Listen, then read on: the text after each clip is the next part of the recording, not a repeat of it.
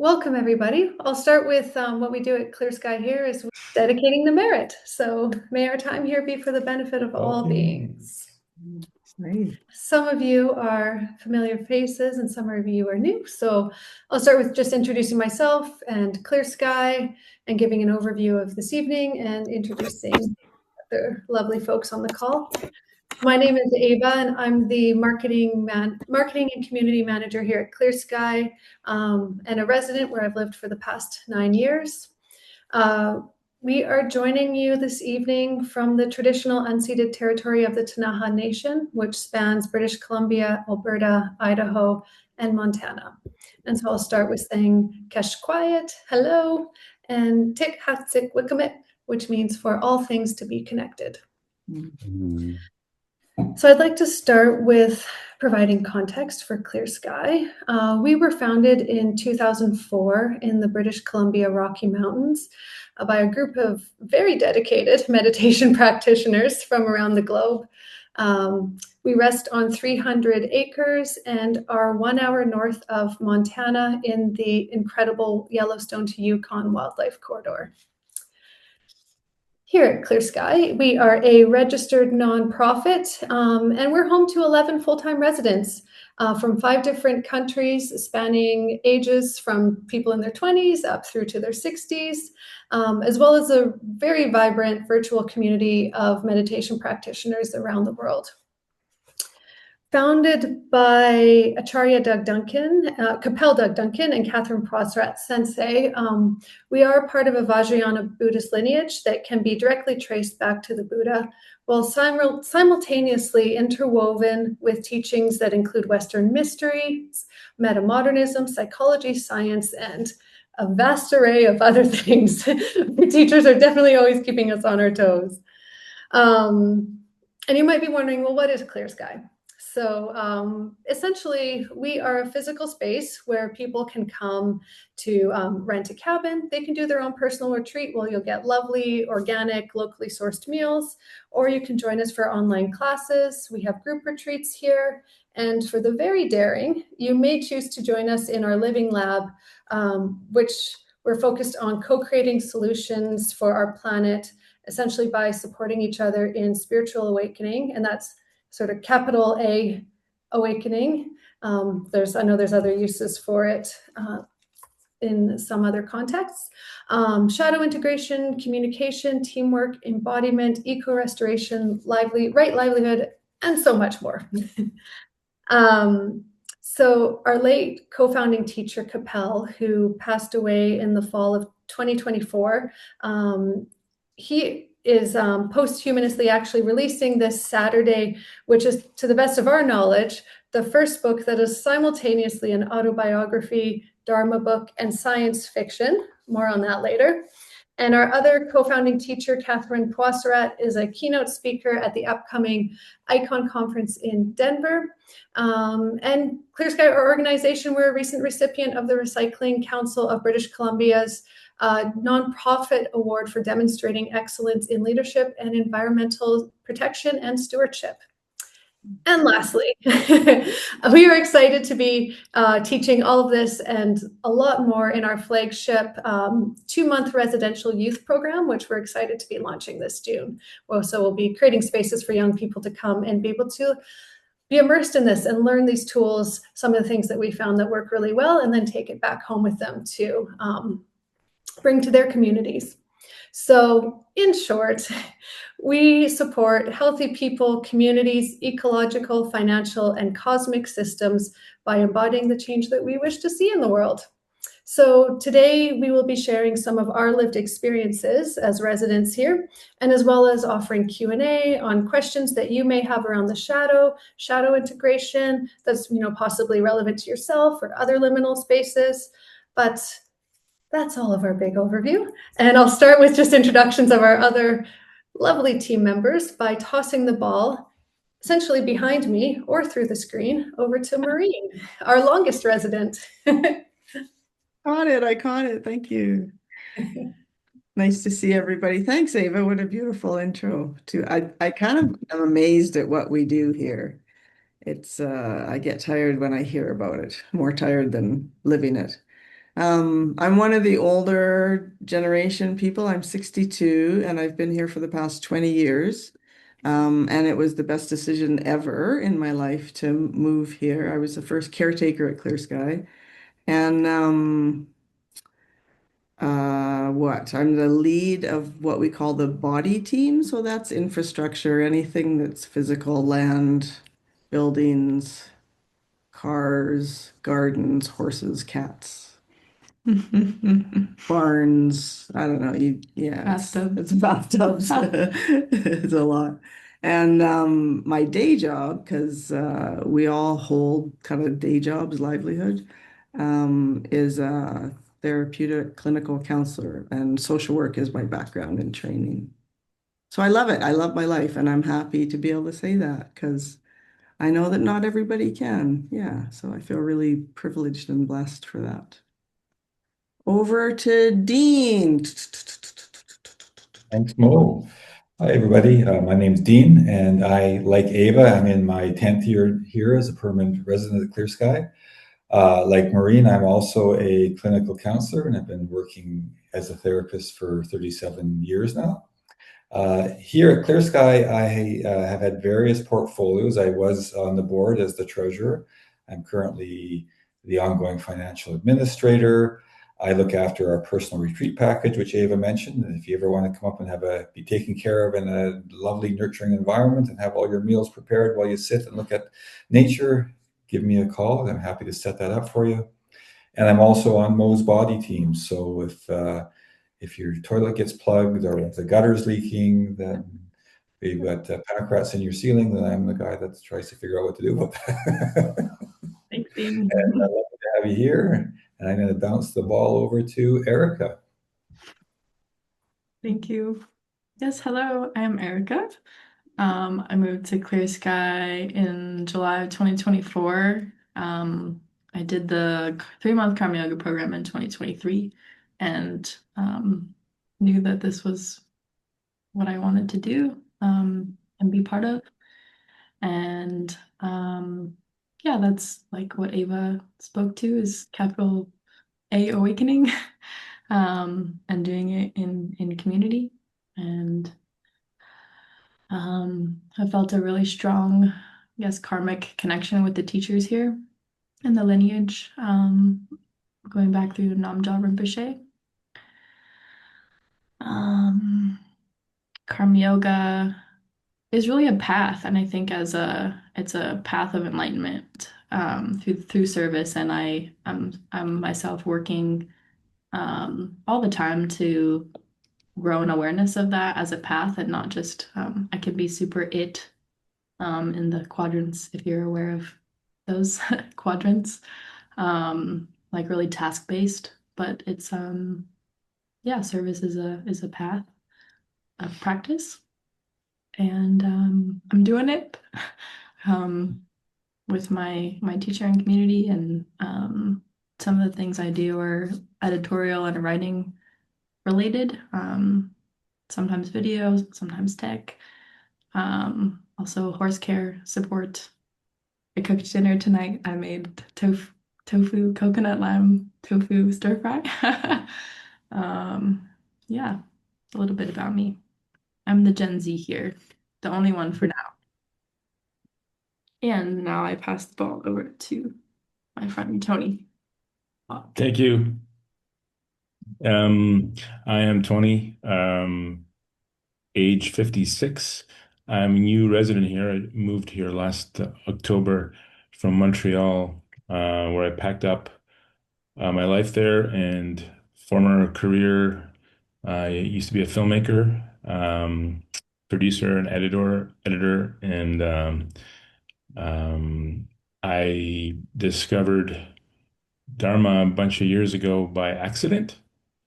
I was going to meditate somewhere and I met the teachers at that meditation retreat, um, and met profound people and a profound truth, which I wasn't expecting to meet, and which got pulled me in. And I have been sort of like coming here for retreats for years and doing a lot of karma yoga video stuff, like doing video work for Planet Dharma and helping package teachings and listening to a lot of them and getting a lot of exposure to them. And now I'm here in the physical realm of conscious community, which I came here basically because I want to live with people. I've been living alone for years, and the time had come that that was the most important thing for me to do, which is to leave my single, lonely home and move into a community. And it was ready made. The choice was made. It was a choiceless choice, and here I am. And we're so excited about it, Tony. Great. Well, yeah, thanks everybody. And welcome to those who just recently joined us. So now we will turn it over to our lovely audience to open up the floor if anyone has any questions. It could be about, what is it like to live in a living lab? Questions about shadow. What is shadow integration? What does that look like actually in practice? And maybe questions more personal to you, but we'll turn it over to Brendan. Yeah, I want to ask, Maureen, is your favorite flower a columbine? And can you guess the favorite flowers of the other speakers here How for did you us? do that? I love I did. I mine. didn't know. I don't know. Just Pretty good. Wow. I think your favorite flower is oxeye daisy, Brendan. And no. Danielle's is a dandelion. And Morgan's is a white rose. And James is a water lily. Ouch. Samantha. I'm trying to Blue. Yeah, yeah. Is it a lotus? It looks lotusy. The lotus. Carolina and doesn't have a favorite flower, but she doesn't likes roses. Jim said close. And Helen, a big sunflower. Aw. Aw. So my question is, what do you consider to be the realm of the shadow? Like, what types of things are in that realm from your perspective? Like, in other words, one of my specific questions is ego part of the shadow? How does ego relate to the shadow? It's a great question.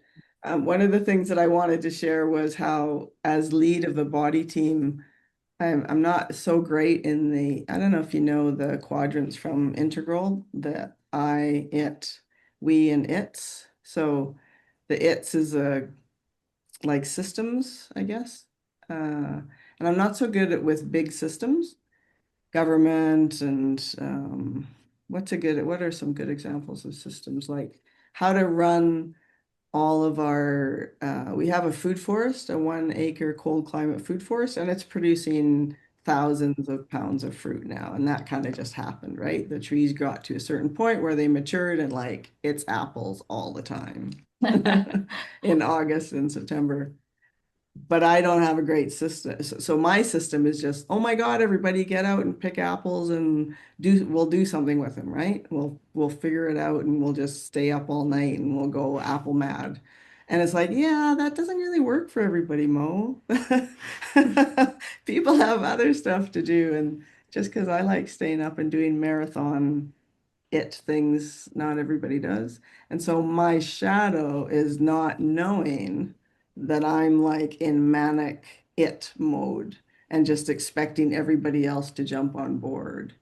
And so in terms of so the ego we think of just as a tool that's good at decision making and useful to kind of go through life and get things done, but we don't want it to be in the driver's seat, right? The teachers often say, let's make sure the horse is in front of the cart. So the ego's the cart and the horse is the wisdom mind.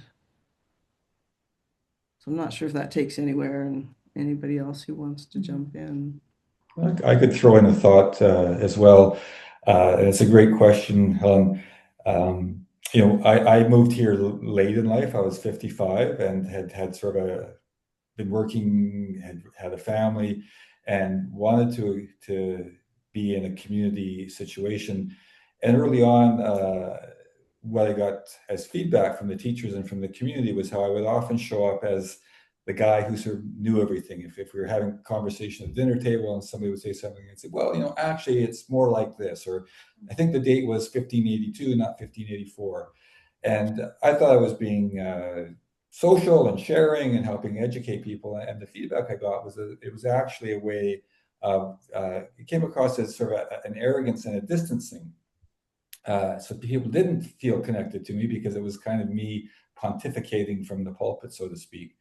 And the shadow element was that growing up in elementary and high school, I was often bullied, and in a small community where I was sort of one of the smarter kids in the class, my intellect was what kind of both isolated me and I could use as a defense. So I wasn't recognizing how what I thought was helping me and giving me some protection was actually continuing the isolation that I felt. So it made it difficult to move into community. And then when I tried to not say anything, I was like, well, now what am I supposed to do? If I'm not listing off facts or telling everybody what bird migrates when, then what am I supposed to talk about? And of course, I wasn't allowed to get away with that either. You can't just not talk. So that's kind of an example of how ego and shadow were at play for me. I could throw something in too. The way that I currently think of shadow is the stuff that my ego doesn't want to you to know, or even me to know. It's all the stuff that's kind of undesirable about myself that I've kind of scooped away and don't want to think about. Or when I say undesirable, I just mean things that are uncomfortable, or maybe just stuff I have trouble with, or anything at all that doesn't fit into the way I'm comfortable seeing myself and being in the world with you guys day to day. So the way that manifests is I will project those things onto you guys. Um, so like I don't know if you give as an example, arrogant, you're so arrogant, and like I just bugs me how arrogant you are, and you think you're better than all of us, and blah blah blah.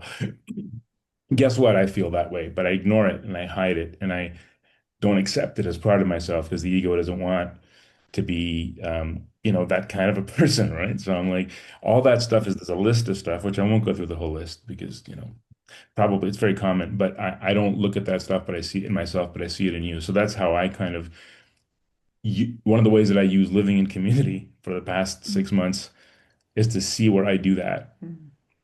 And as soon as I see that I'm looking at somebody and thinking something, I'm starting to look back. And living alone, it's not possible. I just like I don't have to do that. I don't have to worry about that. I'm not challenged, I'm not confronted with anything like that. It's just so that's a human development accelerator of conscious community, intimate situation where you can do it in a couple too. Couples like the people do it in couples, but it's better with like 10 people. It's like relationship therapy with 10 people all the time. It's I fun. feel like there's a way of pointing things out to people that can be, very harsh and painful, and then there's ways of pointing things out to people that are kind and thoughtful. And I feel like the shadow side of some communities that I've been in is that there can be an unfortunate level of harshness that may not be necessary. I feel like, at least as far as I'm concerned, life is pretty hard without us being hard on each other. I know, myself that I am often very hard on myself, and that that I can also be hard on other people. So I resonated with the example of the manic apple picking, because I think, like I want people to like get with my program. And so um yeah, like I think when I think about like the shadow side of the community, I feel like it's like, can we talk about those times when, I might be too harsh, or I feel someone else is being too harsh. And then If it's okay, I just want to bring up one other thing, but it's just that I guess like the thing that I've been coming up against in the community a lot, that I may be even exemplifying at this moment is the habit that sometimes people have of taking up a lot of space with their own thoughts and concerns, um, and um, and not having much curiosity about what that's like for other people in this space, or at least appearing not to have much curiosity about it. Um, and I notice that when that happens for myself personally, like a lot of judgment and a lot of tension arises in me. And let's just say that the conversation might turn in the direction of trying to understand narcissism. Um, but I guess I'm just bringing that up as kind of like a whole nother shadow side, which is I feel like,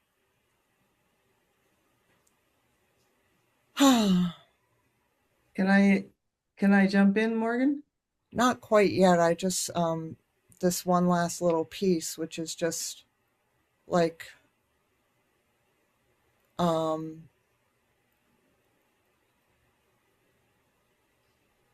that it seems so much easier to talk about narcissism theoretically than it is to say, like, my ego is giving me a lot of problems right now. Like, I'm creating problems for myself with my own habits. And I noticed, like, all of you guys, monastery people, were like, came up with things that you do that you are working on. And like those conversations, like I find those conversations like really important, and I love those conversations. It makes me feel close to people like in my heart, because I feel like, oh, I can see myself in each of you, you know. Um, but yeah, like I guess I just like I feel like this is sort of the shadow side, is that it's easy to talk about narcissism. It's much harder to talk about like our own shadow.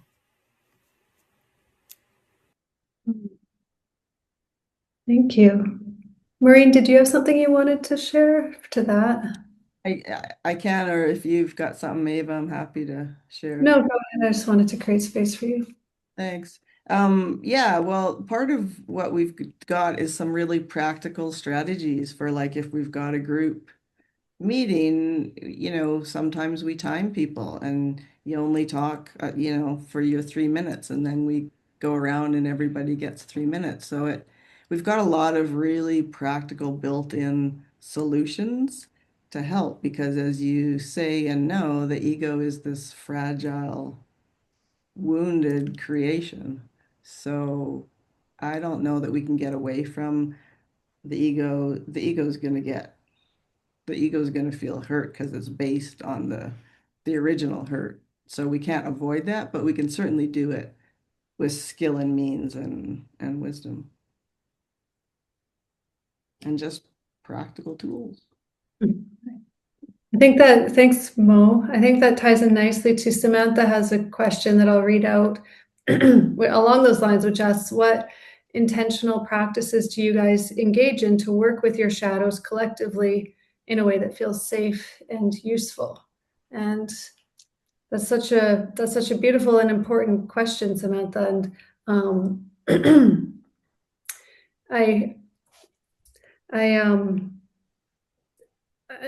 I have a couple of thoughts. I mean, part of it is in terms of, that's why, we talked about how we're on about awakening here, the Bodhisattva vow, like, really doing this work for the benefit of all beings. Like, what is our intention here? Is it to make a bigger and better me so I can feel bigger and better about myself? Or is it to, really actually pull those things apart so I can be more useful to supporting all beings on the planet? And so with regard to your question about specific practices, so we have a very strong meditative practice here. We focus on foundation work as one of those, which it's a very extensive body of work, but it really starts with, and it's a series of different practices, but it starts with building compassion towards yourself, because they say, like, charity starts at home. And so we start with, it's a deity practice, Chenrezig. You might be familiar with Chenrezig, or it's slipping me now. No, there's Kuan Yin. Kuan Yin might sound familiar. So we start with that practice. We're doing 1,000,000 mantras of Chenrezig to build. They say the first 1,000,000 are for building compassion for yourself, and then after that, it's building compassion for all beings. But so there's a number of practices within that Buddhist framework which can help to, build more inner resilience and strength in ourselves, and also greater clarity, so that when we are stepping into situations that might feel uncomfortable, then we are able to navigate it in a way with more clarity.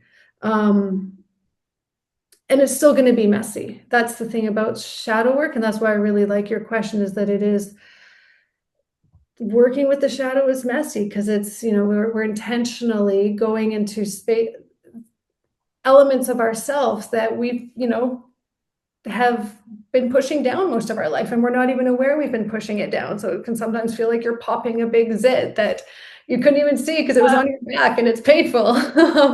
Sorry for the gross example.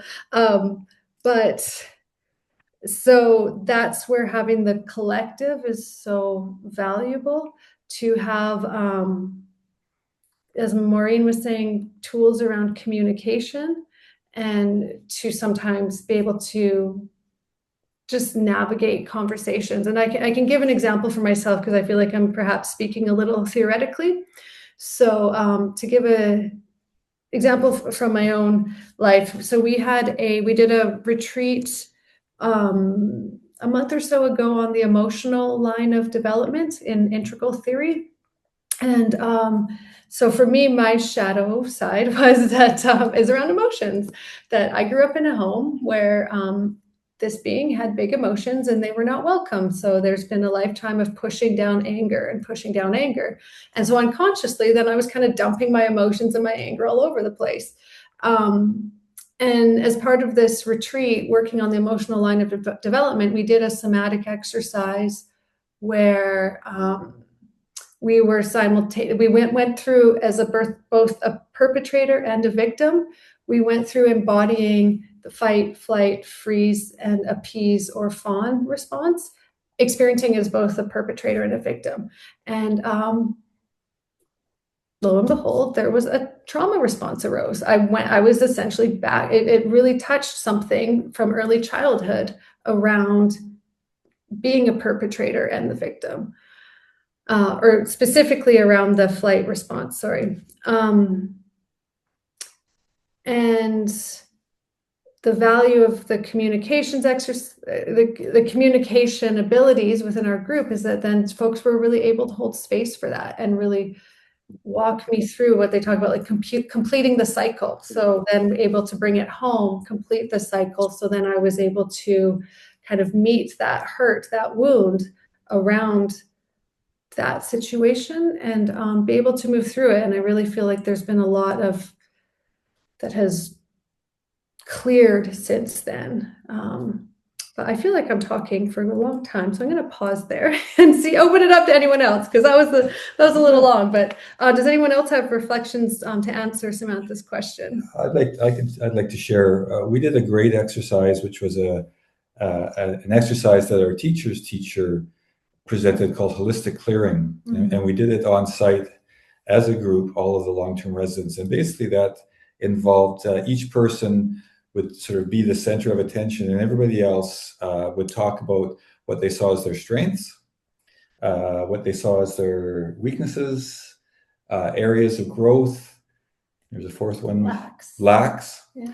And so it was a very intense but compassionate way of kind of hearing from people what they saw you were good at, and where some of your shadow elements were. And then what we then did was develop kind of an avatar that described where we were currently, and an avatar that would represent how we wanted to evolve out of these patterns. So for myself, at the time I was doing a lot of the financial administration, and I would show up with all this worry about the money. Everybody else said, yeah, we're going to do this, we're going to do this, we're going to say, whoa, whoa, whoa, whoa, we got to do it. No, no, no. And so my starting point was what we described as the bureaucratic Mandarin, sort of this fellow. I found this picture of this fellow kind of in this little counting house, kind of like Scrooge, counting all these pennies, and just by candlelight. And then my evolution was to what we called the Armani man, somebody who could kind of show up and embrace wealth and embrace fullness and abundance.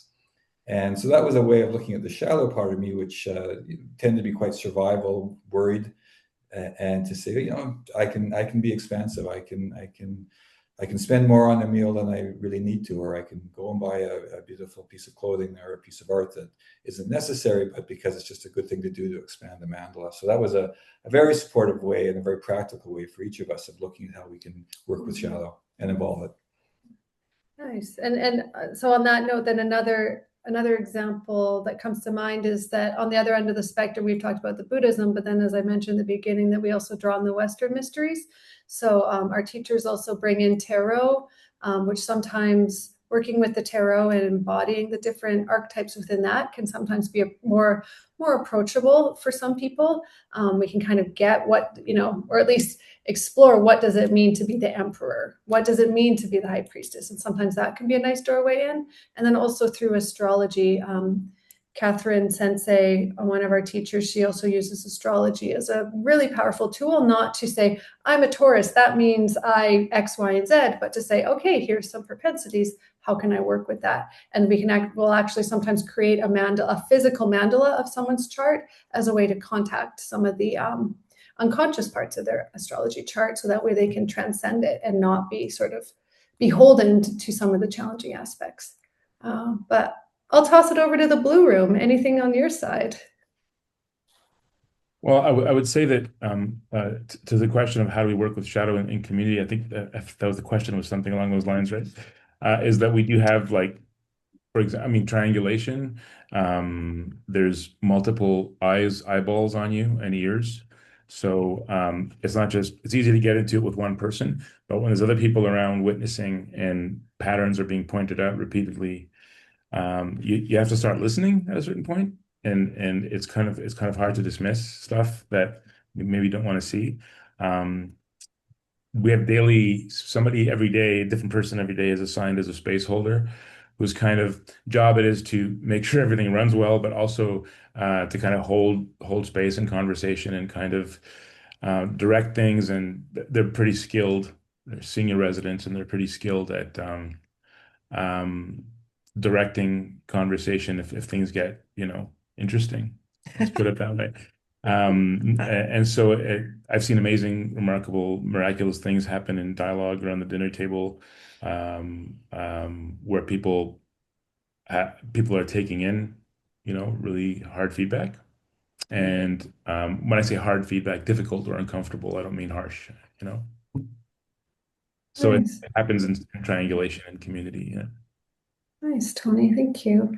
We have a couple of questions, and I'd love to hear. I'm noticing we haven't, and then thank you, Danielle. We'll get to you in a moment after the ones in the chat.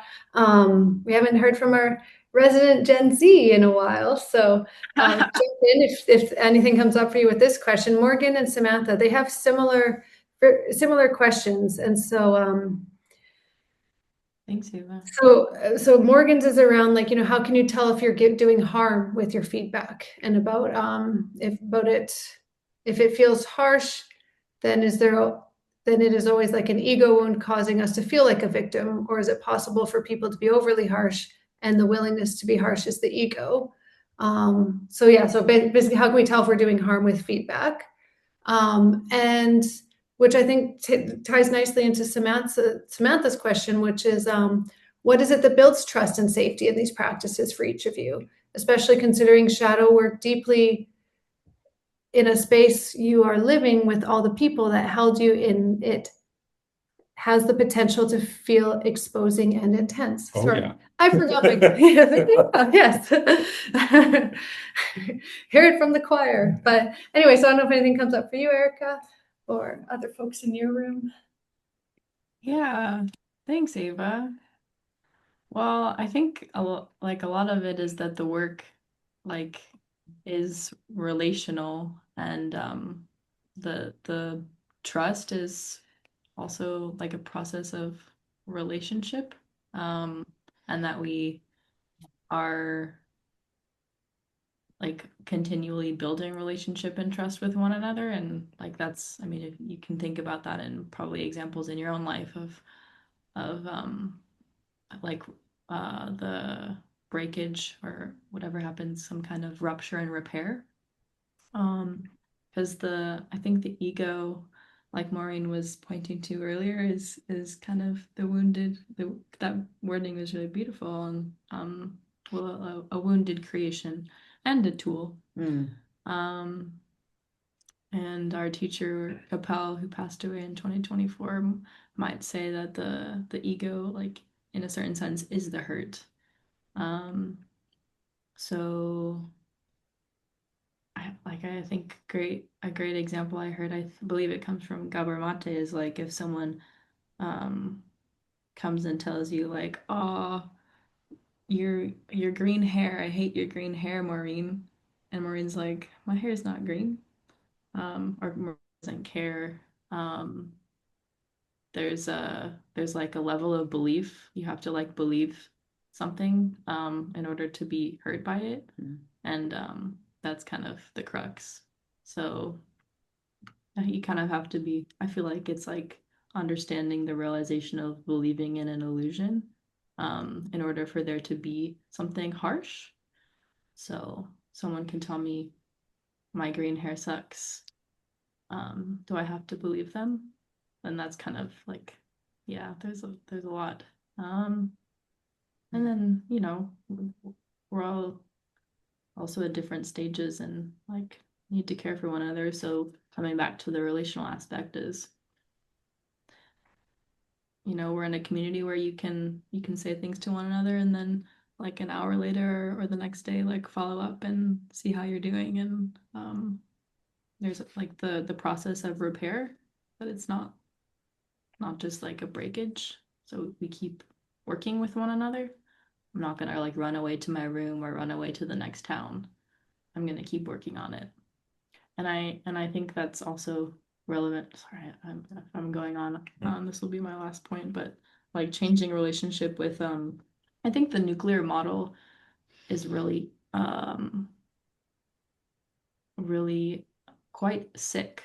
And there's a like this individualism and like a me and mine, where like, okay, if you get into a fight with your significant other, you can always work through it, but I'm not going to work through it with this person or this person.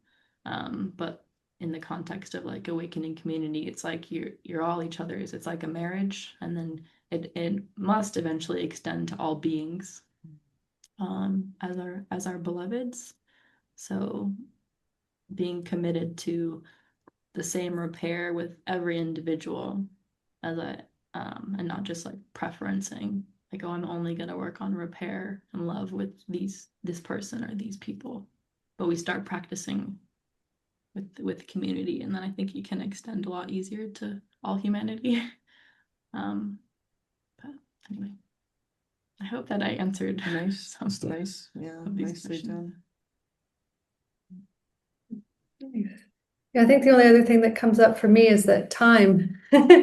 It takes time to really build that trust. To feel, sometimes, as Erica's saying, sometimes it really feels like there's a rupture, and sometimes it's quite painful because when you're in community, there might be some people that it rubs you the wrong way, and that's just the nature of community.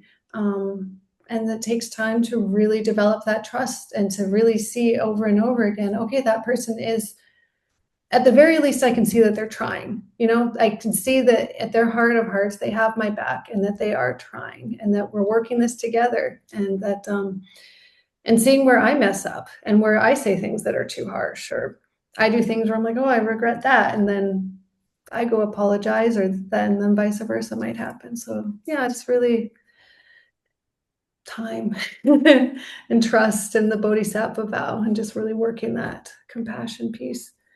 Yeah, great questions. Danielle, to you. Yeah, I guess I'm curious about um, like as you live together in community, how the feedback process works. And I'm going to use Dean as an example, as he shared to the group earlier.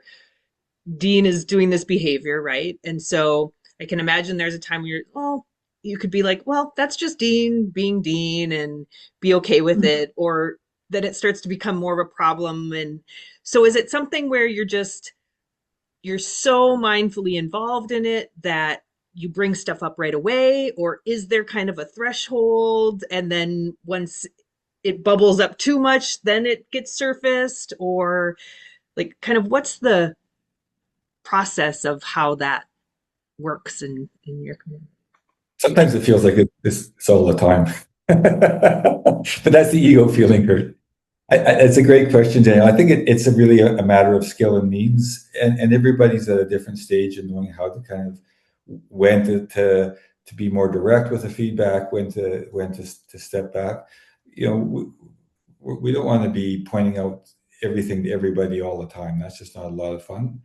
And we recognize sometimes people are, they're having some difficult time, they're tired, and so okay, this isn't the time to do this. One of the guidelines we have is that we want to see a pattern 3 times before we point it out. So if somebody does something once, I'm not going to jump on them. You left your cup on the coffee table. But if over the course of a couple of weeks, it seems that they're continually leaving their cup on the coffee table, now we might say, I've noticed that this seems to be happening, and are you aware of that? So it's a skill and means, and when is it helpful? When is it okay to ease off? And we're all learning how to do that. We all make mistakes, and as Ava was saying, we give ourselves a grace. Are we trying? Do we see that people are, even when we screw up, but we're still trying to do it better, and then we can be more relaxed with each other. Nice. Yeah, and I think what comes up for me on that is even the courage and vulnerability to step into those hurts. So yeah, to use that example, if it's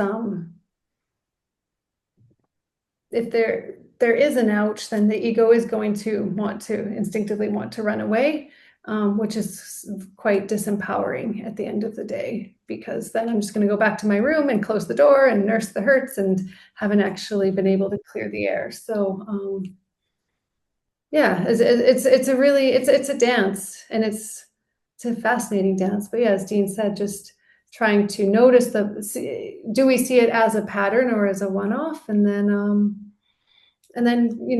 continuing to then question it and say I received a training, and then but it didn't land, and maybe I disagree with it, or maybe I'm really angry and I want to kind of get one back at the person, which can be a response sometimes, right? Like, oh, you hurt me, I'll hurt you back. Or there's so many responses, but so we do have a template for, when you're receiving a training, here's how to do it skillfully. And then if you do have questions, clarifications, here's how to skillfully bring it back to kind of diffuse it. So it's not just so much in the heat of the moment, which then things can kind of escalate. And then we say things that maybe we don't mean, or they can come out a little sideways. Yeah, nice question. Does the blue room have any thoughts? There's a Mo. Yeah, beautiful questions and answers. The other thing that comes to mind, I was going to mention that template too, Ava. And then another thing that comes to mind is as we all, work up our courage and learn to do this with each other, we get that instant feedback of like, yeah, I tried to tell Tony something and he just like verbally or gave me the look or whatever. Like, it's like, oh my God, I'm extremely hurt because I tried to help him unfold, giving me the benefit of the doubt. And then so we're really motivated to do it skillfully. Because if you don't do it skillfully, it's painful how the other ego receives it. It's like, oh man, I blew that. I'm gonna try to do that better next time, right? Thanks for Yeah, being my sure. wingman. Anytime.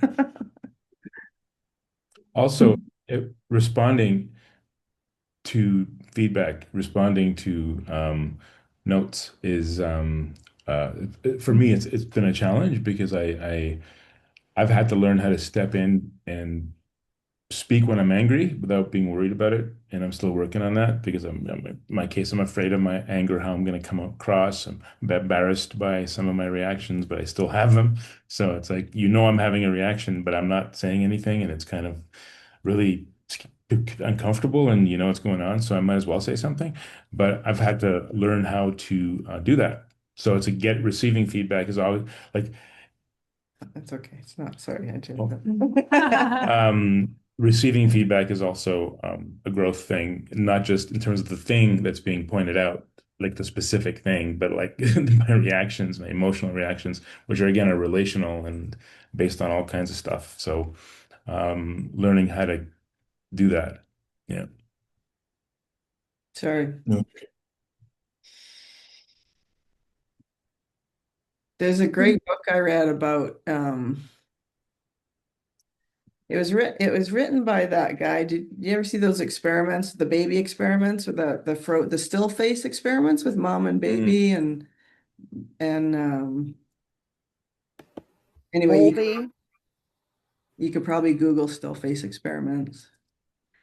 And he wrote this book about how it's so important to reconnect after a rupture, and that parents and children won't be well connected if it's just all good all the time. Like the importance of disconnection and rupture to really build relationships. So, and it's maybe painful in the moment, and it's we can't do it any other way as humans.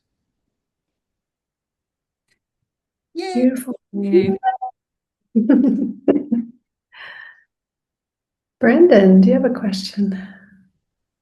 Yeah, I just wonder if anyone's favorite flower has anything to say about shadow dynamics, shadows of your community or Limicon's shadow.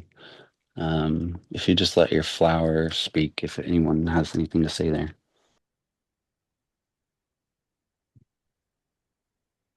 Well, I guess you could say every rose has its thorn, Brendan. Boy. So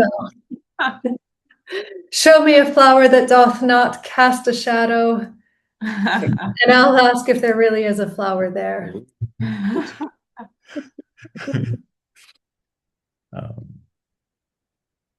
Any other questions?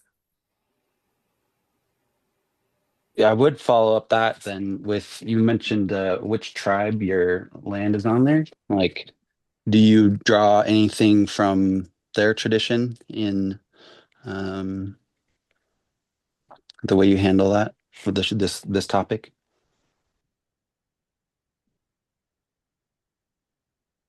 Good question. Yeah, good question. I wouldn't think specifically. Mhm.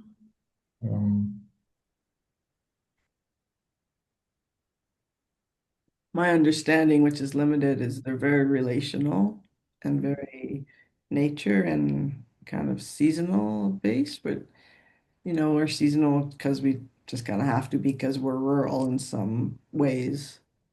A lot of us work, day jobs in the office, so not so seasonal. But nature is a huge, like we're really kind of that earth touching witness position of the Buddha is like uh we're really grounded in the earth. And I think, I don't know how you do this practice, this work without being incredibly planted on the earth. So this kind of speaks to me. Yeah, I think one of the qualities of the Tanaha is they were known for their generosity to strangers. They're a bit of an isolate tribe. Their language is an isolate language, quite small groups, but they were known for their generosity. I think that's something that we really try to embody when we have guests coming on site for retreat or in some of our programs, is to really create a welcoming environment for people to be in. Mm-hmm. Mm-hmm. Yeah, and I think just lastly to speak to that, Brendan, yeah, absolutely what folks have shared here. And I think in terms of the relationships that I do have with people who are Tanaha is that there's still so much healing and intergenerational trauma that I would say that in general of the people who I've talked to and that are aware of the work that we're doing here, and we've had quite frank conversations about it, and they have spoken to the pain and healing that is still happening in their community, and the feeling that they're not in a place yet to necessarily be doing this type of work because they're focusing on a very specific type of healing at this point, which is different, and of course, and speaks to the the whole model of colonization and the privilege and all the things that come along with that here we are on this stolen land and we're able to say, yeah, look at us, rah rah, we're dealing with the shadow, and there's other people that are still doing a very, very different type of healing. So we really are intentional here about, a number of us have taken Tanaha language courses and are very much wanting to learn more about the traditions, culture, making very lovely connections in the community. And just recognizing the pain and impacts of colonization of where we currently stand. But yeah, great question. It's a really good question. Great. Well, we have about 5 minutes left. Any other questiones lurking in the shadows, so to speak? I thought maybe if there aren't any other questions, I don't know, I'm just gonna maybe spring something on Tony, see if he's game to play. Be thrown in the spotlight, but I thought maybe one example, like maybe to give another nice tangible example of how these things can manifest and how we work with it is, we had a great exchange, what was that, maybe a month ago now, about where you thought that I was upset with you and was ignoring you, and just sort of I thought that was a really great situation that kind of exemplified that. And sorry to put you on the spot. Would you be open to if we talked about that right now as an example? We don't have First question comes, which one? there was a situation where about cleaning the bedroom. Yeah, I mean, that was a complete fantasy that I created in my mind, because what I had to do is it was a long day, and I had been tasked to prepare a bedroom for a retreatant or something like that, or a cabin. I don't remember exactly what it was. And Ava runs accommodations here, so she owned that, and I was basically doing it, and I had to let her know that it was done, but it wasn't done, and there was some miscommunication around whether she knew that or not. And I assumed that she did, and she was pissed that it wasn't done. So I went into a conversation. And to clarify, I didn't know that he hadn't cleaned the room. So that's just in terms of the nature of shadow projection. I didn't know he hadn't cleaned it. The assumption, like I made the assumption, and so I went downstairs, and one assuming that she's already pissed, and I'm pissed because I think she's pissed. So it's like the whole thing is riding with me downstairs, and she's just in another place, and whatever place she was in, of course, I'm just projecting that whole thing on her, and my feeling about being unfairly being unfairly angered at, or whatever the verb would be. Somebody's unfairly upset with me for something that's not right, and the whole story from my childhood and past relationships and stuff like that. And we had no interaction that was based on reality at all, other than she was aware that I was in a state, and she was in a kind of a state, but had nothing to do with the room not being prepared. So there was states there, but we had no idea what was going on. It was a complete clown show, basically. Yeah, and it took a couple of days because it just happened that we weren't around each other. We weren't able to check in, and I was like, just don't talk. I didn't want to talk to you, and I don't know what you thought was going on. So yeah, I mean, in under like getting that angry at somebody in my old life that I didn't live with would be easy to deal with. I just fuck off. Like I'm just not going to see you, but I can't do that here. I gotta see you. And of course, I found out that it wasn't at all what was going on.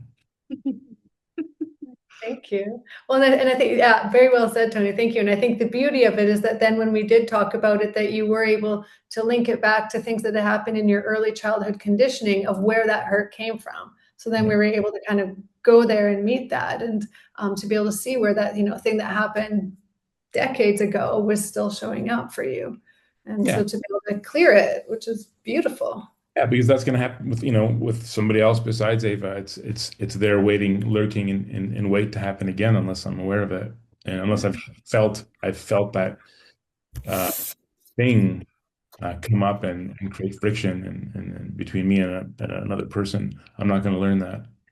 Right. Yeah. Thank you. And I think what I love about that example, Tony, is that it seems funny because it's about cleaning a bedroom. But it's like, really, if we don't deal with this stuff, this is how we get wars. Like, this is how we get the situation that we're in. It's like if, we're getting into this tension and not talking for a couple of days over a bed not being made. It's like, my goodness, that's it shows how easily we can get into these conflicts, and the power of healing by going into it. Sorry, go ahead. No, thank you for bringing that up. It's a great thing. And I was just going to say, the only thing I was going to add was that we're making it all up. Just as a closing statement, like that's it. We're making it all up, but then the healing piece of it is also still really important. Yes, it's not nothing. No, it really is something. And I guess that would be kind of my last question is, like, what is your responsibility to yourself as far as healing in your practice as meditators? And versus, like, when you said we really go into that, do you also do other healing modalities with each other when you see someone's really triggered about a real thing that was part of their conditioning? Do you take responsibility for that relationally or more singularly? Both, I would think. And we have a benefit here, Morgan, that we've got two psychotherapists. We used to have a Chinese traditional medicine doctor that was part of our team. We've got a woman who's skilled in money coaching and money dynamics, a somatic sex therapist on site. So we've got people who have a lot of skill and training in healing arts. And we can do that as a group with each other. We can do that individually with each other. We can put on training workshops for each other to support that. So it's quite a rich environment that we're in, that we can draw on the expertise that we all have to support each other. Nice. In addition to our meditation practices. Yeah, and then I think as well, and sorry, I feel like I'm taking up a lot of space here, so if other people jump in, please. Mars and Gemini here. But then we also do have metrics of, like, how does the THINK acronym go? Like, so say you're bringing something up, it's like, is it true? Is it helpful? Is it, help me out, folks? It's THINK. Is it true? Is it helpful? Is it something? Is it necessary? And is it kind? Yeah. I can't remember what the I is. Inspiring. Yeah. So we have different metrics that we try to draw on when communicating, and if it doesn't meet those, then why are we communicating it, for example? But we are at time, so I just want to open it up to any of the other lovely residents if there's anything else that any of you want to add before we close here today. Thanks, Ava. I appreciate you moderating it. Yeah. Respect people's time and let us move on. James, nice to see you. And thanks for all of you for showing up and hearing what we've had to say and giving us some great questions to reflect on. Yeah, absolutely. Thank you all. Lovely. So lovely to see you. And I saw your question, Morgan, about the template for our training, and I'll say to that, we would be more than happy to share it if you come on down. We'll share it to you in person. But yeah, some of those things we do keep more here in the container, just to respect the integrity of some of our trainings. But to everyone, thank you all so much for joining us, and that we would love to stay connected. As I mentioned earlier, that we do have, so our co-founding teacher Capel is this Saturday launching a autobiography Dharma book, science fiction. So if you're interested about weaving's ancient practices and taking them to the cosmos, it's going to be a fascinating read. If you go to our website, clearskycenter.org, on the homepage, there's a link. It's called Synodts, so it's this Saturday morning, and you can actually download a complimentary chapter there. And I also mentioned earlier that we have a youth program that we're really excited to be, I think we all know how important these type of supportive practices, environmental focus, somatic embodiment, healing is so important for the planet, and especially for some of the young people coming up into these conditions of where our planet is. And so we're really excited about our youth program that we have launching this June. It's a 2-month residential program here. We do have scholarships available because we want it to be open to the people who are really hungry for it. So if you know anyone that's interested, or you yourself are, then hop on over to our website. We'd be happy to chat. But yeah, thank you all so much for joining us. This was lovely. And if you do have more burning questions, then we are the rest of our team. So this was half of our team. And the other half, they're doing another shadow session on Tuesday, March 24th at 10 a.m. Mountain Time. So you're more than welcome to come on down and see you there. And otherwise, let's share all the merit dedicated here to all beings. May all beings be well and happy. Great to see you all. Thanks, everybody. Thank you.